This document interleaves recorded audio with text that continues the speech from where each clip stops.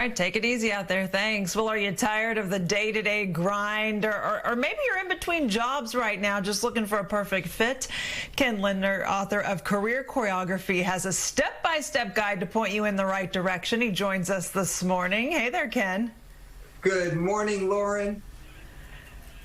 Good to see you. So the book is called Career Choreography, and basically you break it down. You make it pretty easy. It's a step-by-step guide to find the right job, to achieving success, and really it's all about happiness, right?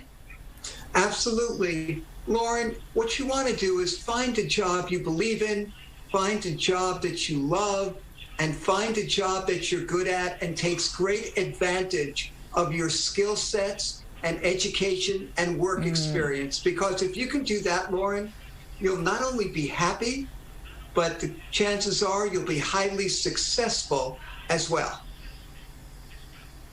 Yeah, you make it sound easy. But I'm assuming the pandemic, I mean, it either has, there's different people. I think that, there's some people who are just thankful they have their job right now. There are people without a job and they're just looking for anything just to help provide an income. And then there are some that are really thinking twice about the job that they have, thinking, is this really what I need to be doing? Is that what you're finding? Yes, absolutely. And if I might, I'd like to give your viewers some really important tips. One, think about what you love to do, what you're really good at, and what you don't want in your next job. Make this a fulfilling professional reset. And then make a list. I call it in Career Choreography your clarifying list.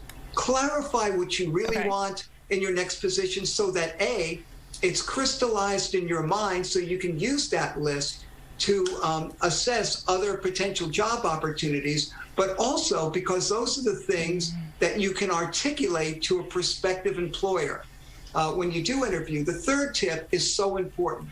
That is, think about all the people you've worked with before and contact them, because maybe one of those individuals who knows the quality of your work, your know-how, your track record, can either hire you or highly recommend you to someone who can. And one quick story, my dad was laid off at 66 years old, and he kept in touch with the people he worked with. And 3 years later, one of the people who he trained 30 years earlier called him, and at age 69, hired my dad to start at TJ Maxx.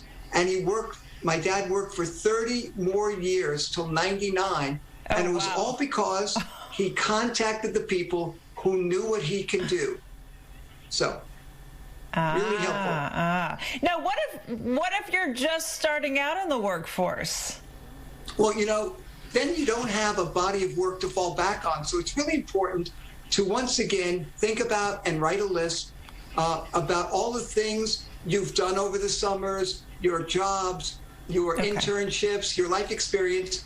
2, once again, write it down so you can articulate your assets to prospective employers. 3, do your homework. The internet is a phenomenal resource for learning about the company that you're going to be interviewing with.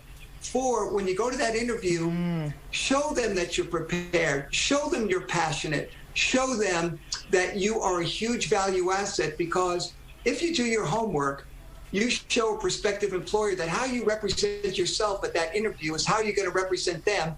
And finally, remember, if you don't have a body of work, you're showing your potential. That's what an employer is buying, potential. So show that potential. All right.